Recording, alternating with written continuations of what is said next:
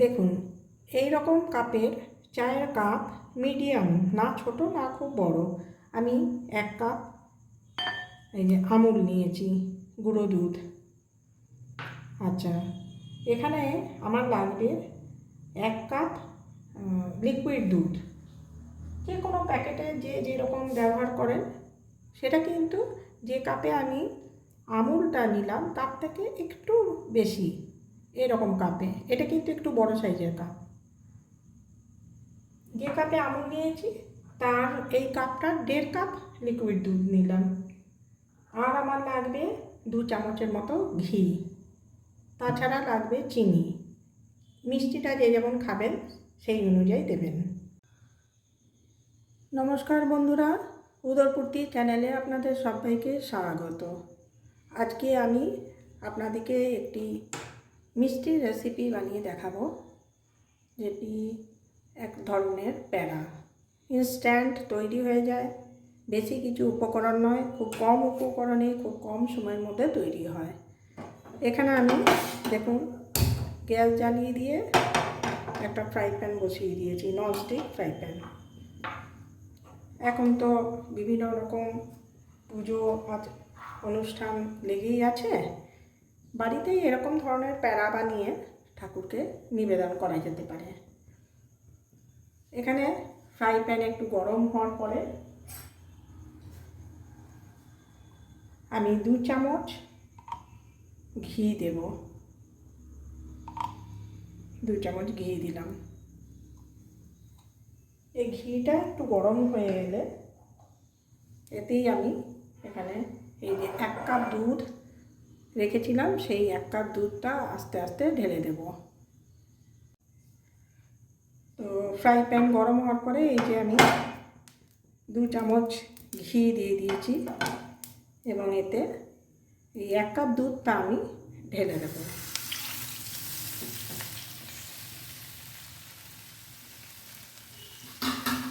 এটা কিন্তু বেশ ভালোভাবে নাড়াচাড়া করে যেতে হবে। দুধ ফুটে উঠেছে, এটা বারে বারে নাড়তে হবে কিন্তু। একটু ফুটে কমে এলে দুধটা আমি ওই আমুল যেটা 1 কাপ রেখেছিলাম সেই আমুলটা কিন্তু এই দুধের মধ্যে আমি দিয়ে দেব। এখানে আমি এই দুধের মধ্যে গুঁড়ো দুধটা কিন্তু এবার অল্প অল্প করে মিশিয়ে দেব। কিন্তু আমাদেরকে খেয়াল রাখতে হবে যেন এটা ডেলা পাকিয়ে না যায়। আস্তে আস্তে গুঁড়ো দুধটা দেওয়া হবে আর এরকম করে মেশাতে হবে। এইভাবে আমি সমস্ত গুঁড়ো দুধটাকে এতে এই দুধের মধ্যে মিশিয়ে নেব।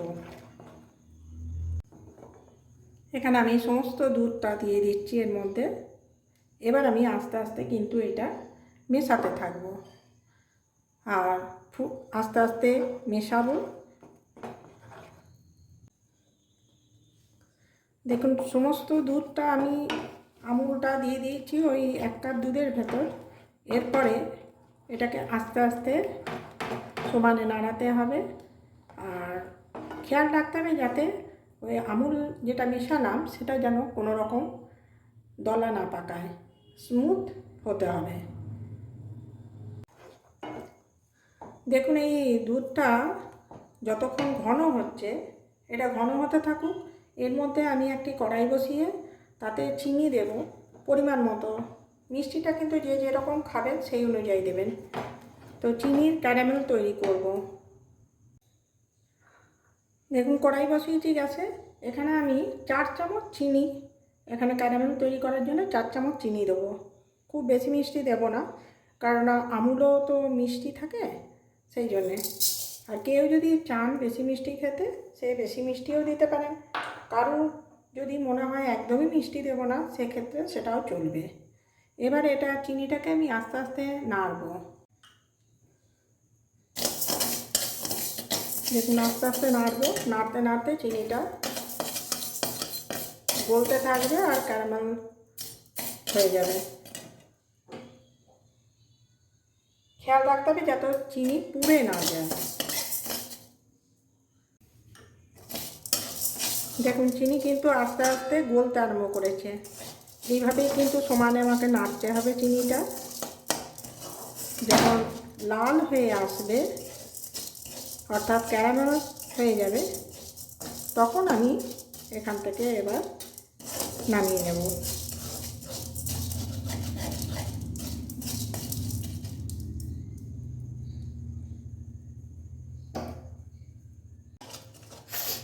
দেখুন এরকম অবস্থায় কিন্তু অনবরত এটাকে নাড়তে হবে, তা না তো পুড়ে যাবে। আস্তে আস্তে কালার চেঞ্জ হচ্ছে চিনির। দেখুন কালারটা কিন্তু আস্তে আস্তে চেঞ্জ হয়ে যাচ্ছে।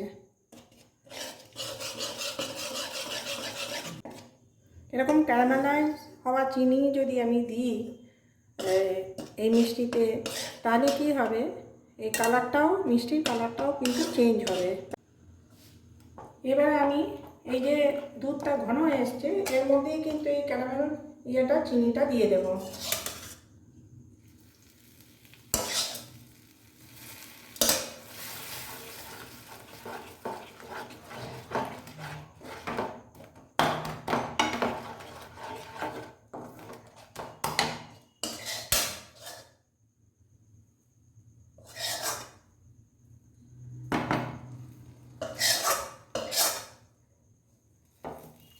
সবটা দিয়ে দিলাম। এবারে এখানে কিন্তু অনবরত নেড়ে যেতে হবে। দেখুন এই দুধের কালারটাও কিন্তু অনেকটা চেঞ্জ হয়েছে। এবার সমানে নেড়ে যেতে হবে, অনবরত নেড়ে নেড়ে এটাকে ঘন করে আনতে হবে। এবারে দেখুন কতটা ঘন হয়ে গেছে। কারণ শুধু দুধের অনেক সময় কি অনেক সময় লাগে, এই যে দুধটা ফুটে ফুটে অনেকটা ঘন হবে, তাতে অনেকটা সময়ও লাগে। সেই জন্যে হঠাৎ করে খুব তাড়াতাড়ির মধ্যে কোনো দরকার আছে বা তাড়াতাড়ি করার দরকার হলে কিন্তু এরকম আমুল মিশিয়ে, মানে দুধের সাথে আমুলের গুঁড়ো দুধ মিশিয়েও করতে পারেন। এবারে দেখুন কতটা ঘন হয়ে এসছে। এই সময় আমি আর একটু ঘি দিয়ে দিলাম 1 চামচ। এর মধ্যে আপনারা চাইলে কাজু কিশমিশ দিতে পারেন, এলাচ গুঁড়ো দিতে পারেন। এগুলো কিন্তু যার যেমন পছন্দ সে সেই অনুযায়ী দেবেন। আমি যেহেতু প্যাড়া বানাচ্ছি সেহেতু কাজু কিশমিশ কিছু দিচ্ছি না। দেখুন হয়ে গেছে। যখন দেখবেন প্যান থেকে ছেড়ে আসছে তখন বুঝতে হবে যে এটা তৈরি হয়ে গেছে। এটা একেবারে হয়ে গেছে। আমি এবার এটাকে প্রথমে ঠান্ডা করে নেব, ডিশে ঢেলে তারপর প্যাড়ার আকারে গড়ব। দেখুন এটা ঠান্ডা হয়ে এসছে। এবারে আমি একটু হাতে এরকম ঘি বুলিয়ে নিচ্ছি। ঘি বুলিয়ে তারপর এটাকে কিন্তু আমি একটু এরকম করে মেখে নেব। গরম থাকলে এটা মনে হলো ঠান্ডা হয়ে গেছে, কিন্তু একটু গরম আছে, তাই আমি এই খুন্তিটা দিয়েই কিন্তু মেখে নিচ্ছি। জাস্ট একটু মেখে করে নিতে হবে। এবারে প্যাড়া বানানোর সময় কিন্তু হাতে অল্প একটু এরকম করে হাতের তালুতে একটু ঘি বুলিয়ে নেবেন। তারপরে এরকম করে আমি রোল করে নিলাম একটা।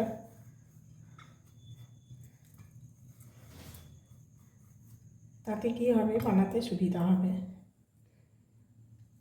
এরকম সাইজ আপনাদের যার যেমন ভালো লাগবে সেরকম অনুযায়ী করবেন। এরকম করে গোল করবেন প্রথমে, দিয়ে মাঝে একটু এরকম করে চ্যাপটা করে দিলেন। আবার একটু নেব, প্রথমে ভালো করে এরকম করে গোল করে নিতে হবে। দেখছেন তো, খুব কম সময়, খুব কম উপকরণে কত সহজেই বাড়িতে কিন্তু আমরা এরকম মিষ্টি তৈরি করে নিতে পারি। ঠাকুরের জন্যই বলুন, আর নিজেদের কোনো সময় খেতে ইচ্ছে গেল, সে কারণেও আমরা তৈরি করে নিতে পারি।